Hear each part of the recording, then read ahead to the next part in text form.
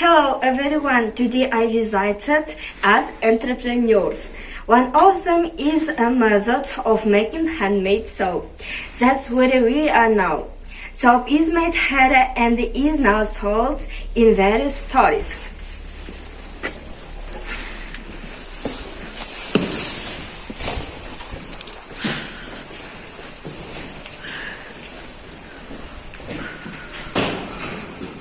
This is the tip of a soap that is being made.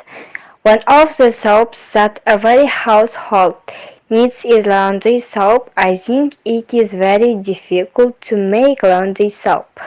This is clearly seen in the video, although this work is being forgotten.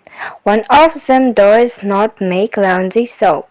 This work itself requires a lot of effort and patience. Soap production process. The first big pot.